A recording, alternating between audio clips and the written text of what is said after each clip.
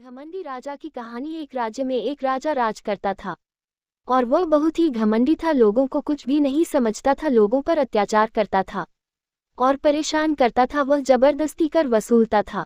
फिर एक दिन उस राजा ने सभी से कर वसूलने के लिए अपने सेनापति को भेजा। जब सेनापति अपने साथ कुछ सिपाहियों को लेकर कर वसूलने के लिए जा रहे थे तो रास्ते में उन्हें एक आदमी मिला और सेनापति ने उस आदमी से कहा कि तुमने बहुत समय से अपना कर नहीं दिया है। इस पर उस आदमी ने कहा कि मेरे पास अभी कर चुकाने लायक धन नहीं है। फिर सेनापति उसे पकड़कर अपने साथ ले गए हो राजा के सामने उपस्थित किया और कहा कि आदमी कर देने से मना कर रहा है।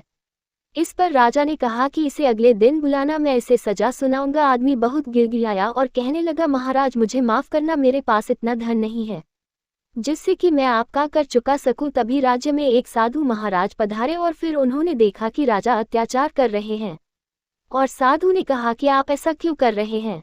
इस पर राजा ने कहा कि अगर तुम भी ज्यादा सवाल जवाब करोगे तो मैं तुम्हें भी सजा सुना दूंगा। मैं इस देश में महान राजा हूँ, मैं सब कुछ जीत चुका हूँ, कहीं राज्य मैंने अपनी ही बल पर जीते हैं। इस पर साधु ने कहा कि अगर तुम सब कुछ जीत चुके हो तो मेरे एक सवाल का उत्तर दो। अगर तुमने सही उत्तर दिया तो तुम खुद समझ में आ जाएगा कि तुमने क्या जीता है। तो साधु ने पूछा कि अगर मैं तुम्हें एक ऐसी जगह पर लाकर खड़ा कर दूं जहां पर कुछ भी ना हो तो तुम क्या करोगे। राजा ने कहा कि मैं फिर अपने खाने पीने की तलाश करूंगा। इस पर साधु ने कहा है कि अगर तुम अपने खाने पीने के लिए किसी को क्या दे सकते हो। राजा ने कहा कि मैं अपने खाने पीने के लिए अपना आधा राज्य भी दे सकता हूँ।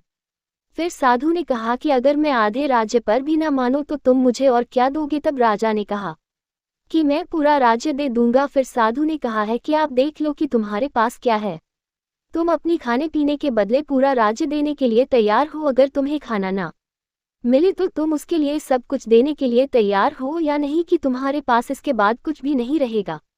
इसलिए हर इंसान को इतना घमंड नहीं करना चाहिए कि एक समय ऐसा आ जाए कि उसको सब कुछ खोना पड़े। राजा को बात समझ में आ गई। राजा को भी बहुत घमंड था, जबकि उसे ऐसा नहीं करना चाहिए था। हमें घमंड को हमेशा दूर रखना चाहिए क्योंकि यह हमें कभी भी आगे बढ़ने नहीं देता है। ये तो हमसे हमेशा दूर रहना चाहिए। अगर यह हमारे साथ में होगा तो हम कोई भी अच्छा काम नहीं कर पाएंगे। यह बात राजा भी समझ गया था। उसके बाद राजा ने घमंड छोड़ दिया था। हमें भी घमंड छोड़ देना चाहिए। घमंडी राजा की कहानी। अगर आपको ये कहानी पसंद आई है तो शेयर जरूर करें। राजा की वजह से जीवन में सुधार की हिंदी कहानी। राजा ने युद्ध तो जीत लिया था मगर युद्ध के दौरान उसे बहुत नुकसान हो गया था। अब कोई भी परिवार में नहीं बचा था। राजा बहुत परेशान थे, इसलिए वह सोचते हैं कि मुझे इस महल से भी चले जाना चाहिए क्योंकि कोई भी इस महल में मुझसे बात करने के लिए नहीं है। वह राजा उस नगर से दूर चले जाते हैं। वह किस जगह पर जाते हैं उन्हें खुद भी नहीं पता था। वह तो अब ये समझ गए थे युद्ध से कुछ नहीं होता है, हम युद्ध क्यों करते हैं। शायद उनकर मन में यह बात घर कर गई थी, युद्ध से हमेशा नुकसान होता है। अब राजा के पास कुछ नहीं था। वह एक जंगल से होते हुए जा रहे थे। उन्हें इस बात का ज्ञान था कि इस जंगल में डाकू भी रहते हैं जो कि सभी से सामान को ले लेते हैं। फिर भी वह इस बात को नहीं सोच रहे थे। अब उनके पास कुछ नहीं था जिससे डाकू उनसे ले सके। राजा बहुत थक जाते हैं। वह एक पेड़ के पास आराम करने लगते हैं। कुछ समय बाद उन्हें नींद आ जाती है। जब आंखें खुलती है वह डाकू को अपने सामने पाते हैं। वह डाकू राजा को देखते हैं, उसके बाद कहते हैं कि इसके पास कुछ भी नहीं है। वह डाकू कहते हैं कि तुम कौन हो, यहाँ पर क्या कर रहे हो, तुम्हें नहीं पता है कि यह इलाका डाकू का है, तुम्हें डर नहीं लगता है। वह राजा कहता है मेरे पास कुछ नहीं है, तुम मुझसे क्या ले सकते हो। डाकू कहते हैं ये बात भी सही है, तुम्हारे पास कुछ नहीं है। फिर राजा डाकू से कहते हैं कि तुम ये क्यों करते हो। वह डाकू कहता है कि अगर हम यह नहीं करेंगे तो हमें कौन धन देगा।